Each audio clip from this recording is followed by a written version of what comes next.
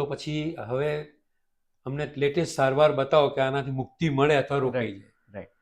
સ્પાઇનમાં અત્યારે લેટેસ્ટ સારવાર જે છે હવે પહેલાં જેવી નથી. પહેલાં વર્ષો પહેલાં જે હા. ઘણું મોટું ખોલીને ઓપરેશન થતા અને ઘણા બેડ રેસ્ટ આવતો અને મહિનો બેડ રેસ્ટ આવતો અને એ બધું હવે એ બધું નથી રહ્યું.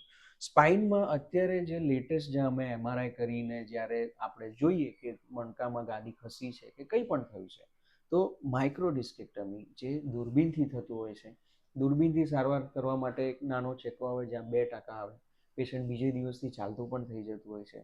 સાથે સાથે નાનું મોટું ગાદીનો સોજો હોય તો કમરમાં ઇન્જેક્શન આપવા એ પણ એક સારવાર છે, જેનાથી ઘણું રાહત થઈ જતો હોય છે અને લોંગ ટર્મ બેનિફિટ પણ થતો હોય છે. જે રીતે મેં કીધું હતું કે ઘૂંટણમાં ઇન્જેક્શન સ્ટીરોઇડનો આપી શકીએ, એ રીતે કમરમાં જ્યાં આગળ ગાદીમાં સોજો છે અને જે ગાદી બહાર આવી છે ત્યાં આગળ સ્પેસિફિકલી ઇન્જેક્શન આપીએ તો ગાદી સંકોચાઈ જતી હોય છે અને નસ પર જે દબાણ થતું હોય છે એ ઓછું થઈ જતું હોય છે અને એનાથી ઘણો બેનિફિટ થતો હોય છે ને ઘણા બધાને રિલીફ પણ થઈ જતો હોય છે.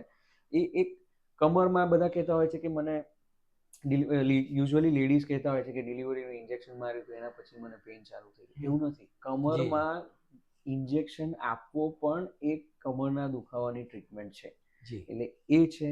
માઇક્રોડિસ્કેક્ટમી જે મેં કીધું કે નાના ચેકાથી દૂરબીનથી અંદર જે ગાદી નીકળી છે, જે ગાદી ફાટી છે કે ગાદી બહાર આવી છે એ પણ કાઢી લેવાય છે. સાથે સાથે મોટી સર્જરી પણ થતી હોય છે, પણ એના ટેકનિક્સ ચેન્જ થયા છે અને રિકવરી પીરિયડ્સ બહુ ફાસ્ટ થઈ ગયા છે. કમરના ઓપરેશન્સ પછી પેશન્ટ્સને લગભગ બીજા ત્રીજા દિવસથી અમે ઊભા કરીને ચલાવી દેતા હોય છે. અને પેશન્ટ જો કામ પર જતો હોય કે જોબ કરતો હોય કે જે કરતો હોય એ લગભગ અઠવાડિયા 10 દિવસથી એને જોબને બધું ચાલુ કરી શકતા હોય છે.